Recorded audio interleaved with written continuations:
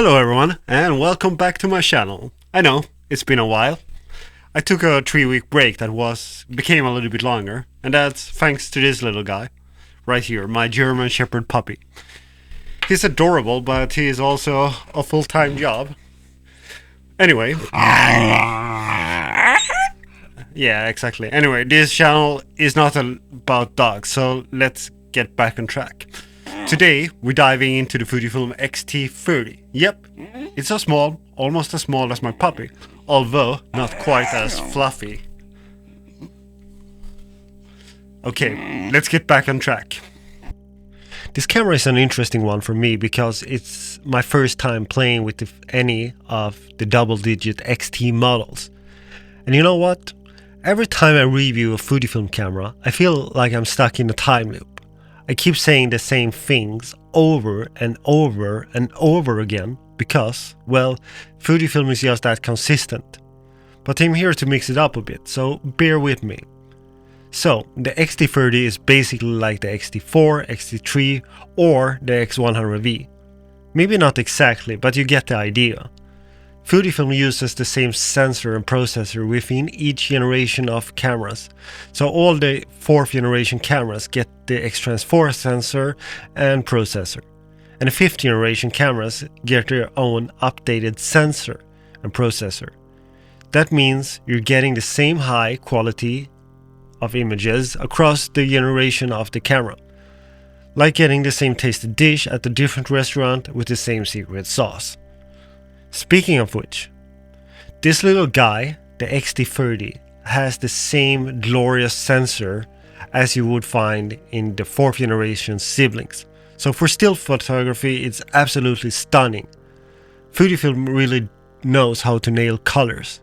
They are masters at it, though, of course, that's subjective. But trust me, this sensor delivers if you know what you're doing. Now, let's talk about the size. This is one tiny camera. In fact, it's the smallest interchangeable lens Fujifilm camera with a viewfinder that you could get your hands on. Smaller than the X100 series, and yes, even smaller than the XE series. This thing is so compact that you wonder if it comes with a free magnifying glass. But seriously, that's the main selling point, the size. If you're looking for something that can almost fit in your pocket, this is your camera. Now, some of you might complain that the X-T30 doesn't have a dedicated ISO dial. Fair enough, but here's the thing. I'm a big fan of auto ISO, and 95% of the time I'm using it. I mean, who has time to fiddle around with ISO, right? I just set it to auto and use exposure compensation dial on the top, boom, and done. I actually appreciate that the X-T30 swapped the ISO dial for the dry mode dial. You can switch between burst shooting and other fun modes, and honestly, it's way more useful than an ISO dial that is barely touched. If you're in the same boat as me, you might want to reconsider your ISO obsession. It's not the end of the world to not have that dial. As long as I've got the shutter dial and the exposure compensation dial, I'm good. Those are the only 2 dials that I actually need and use on a regular basis. Now, let's continue to talk about the dials on the camera. It has plenty. The front command dial and the rear command dial, both with push-in functions, and it has a joystick. It's like playing a video game with a camera. And yes, this little guy has good ergonomic, even if it's small. Speaking of video, let me break this to you. It's not exactly a filmmaker's dream camera. Sure, the autofocus works great, the face tracking is solid, but the video features are limited. There's no 10-bit color recording here.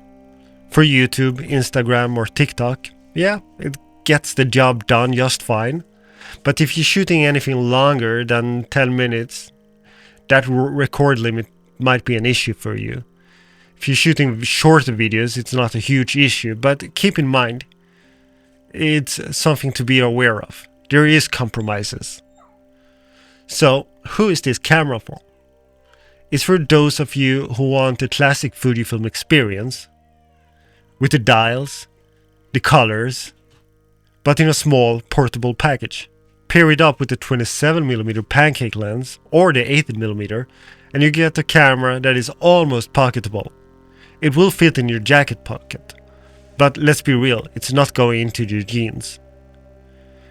The X-T30 also has a tiltable screen, which is handy for some types of shooting. So yeah, it's a great camera that delivers the full Fujifilm experience. Amazing colors, solid performance, and at a pretty affordable price. You can find it between $400 and $600 which is a bargain for what you're getting. Now, I know this review isn't exactly groundbreaking, but that's because the X-T30 is, well, a Fujifilm camera. They are all so similar, and that's the strength of the system. So if you're looking for a small, reliable backup camera, or a travel companion, this might just be your perfect match. Some people might whine about the lack of IBIS, but honestly, I don't care much about it. I think it's overrated. I photograph moving subjects most of the time, so IBIS isn't going to help me when things are already in motion. Another minor drawback is the lack of weather sealing. But hey, you get a flash instead. But if you need a weather sealing, maybe look at the X-T3 or the X-T2. They're quite similar, with the X-T2 being older but still a solid choice. Alright, that's it.